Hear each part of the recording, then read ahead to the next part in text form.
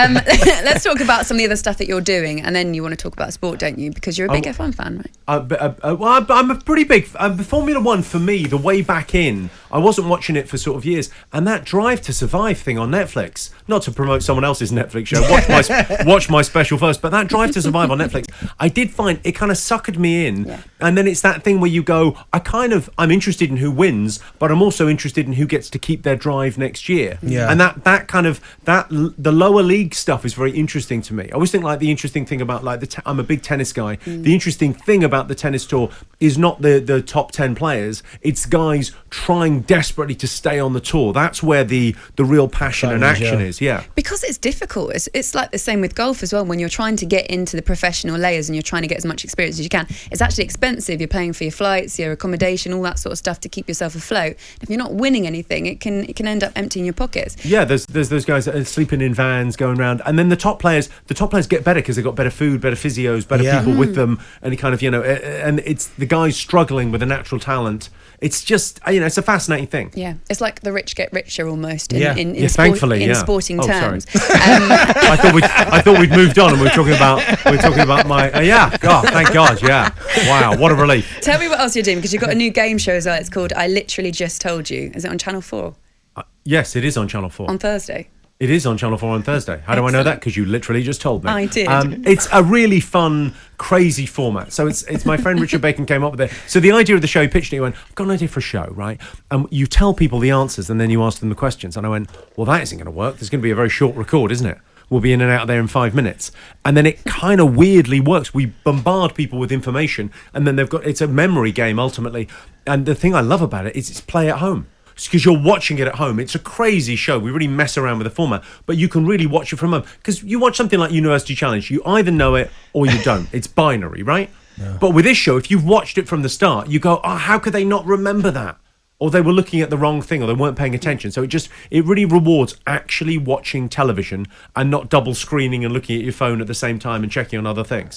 It's a great little format. It sounds good, actually. A lot of people are going into game shows at the moment. Is it something that you quite enjoyed? Something a bit different for you? I did it for the money. No, I mean, I love it. I absolutely I think a TV show's sort of like a big train set.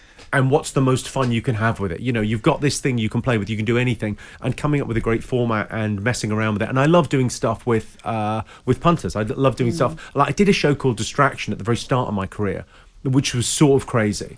And this really feels like that's got that kind of chaotic, frenetic energy to it that I love. I always remember you, and this is the first thing I remember you doing. Were you doing Your Face on Mine, the original one? Yes, that was, and then it came back again a second time. Yeah, I did it with recently. June Sarpong many in the early sort of 2000s. Yeah, it was a great little bit of telly. It's a weird show, odd couples and being mean to people, and somehow that kind of worked. And then we brought it back with Catherine Ryan and made it kind of an out and out comedy thing. It was great. Yeah, Jimmy, tell me obviously we know you from the television. Are there any other callers, or we just got him? No, great. Okay, let's go with that. Let's go with him. Jimmy, tell me which quiz show would you like to have done? One that you enjoy watching that you'd like to have done. I'll tell you what I got to do recently. I got to do, and it's on again soon, Bradley Walsh brought back Blankety Blank, and that's the one I remember as a kid. I remember watching Terry Wogan, and Terry Wogan's like a big he's a big character in my life because we're from Limerick. My family's from Limerick. He was sort of Limerick's kind of, the golden boy, and went off and had this incredible career. And such a funny, like a comedian that never really was he wasn't an out-and-out comedian, but he was such a funny, wonderful presence. And I like him and Les Dawson doing that. And then I got to go and do the show and sort of be the crazy one on it. It was, a dream come true. Love it.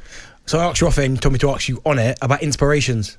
What, comedians? Yeah, comedians. I always think like if you get musicians on, you get comedians on, you should ask them about specials. Like obviously the GOAT for me, the greatest in the game comedy-wise is Chris Rock. He writes the best routines. He's the best comedy. But actually the best special to watch is it's a thing called 3 Mics on Netflix. So if you really want to watch a great comedy special, you watch mine. It comes out Christmas Day. Great. Watch 3 Mics by Neil Brennan. So it's 3 mics. The first mic is jokes. The second mic is stand-up routines, so slightly longer pieces. Yeah. And the third mic is the truth.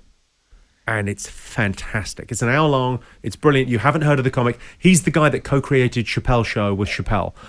So he's been big behind the scenes. He's a big player, but fantastic special. I love that thing of like discovering new comics or new music or new stuff. Recommendations is kind of how it works. My other favourite at the moment is there's a girl called Beth Stelling who I love.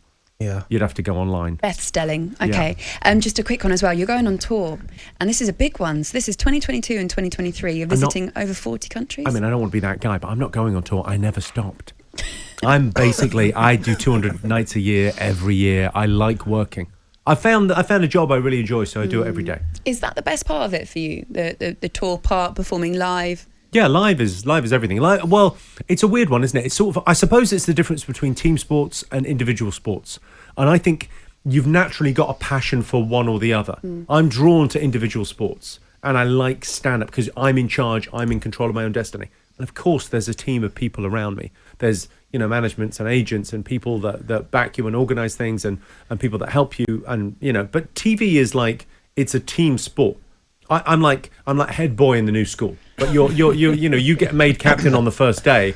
You get all the praise, but really it's the people behind the scenes. I mean, this new show is a really good example. I literally just told you is Richard Bacon did all the hard work coming up with this brilliantly funny format, and then the producer Hutch did such a fantastic job putting it all together. I just turn up and take the glory and enjoy myself. But the individual thing, I think you're one or the other. I think you're a team sports person or an individual sports person. I like the individual thing. Or you can be an individual sports person in a team sport like these two strikers, where it's all about them really. It's all about being selfish.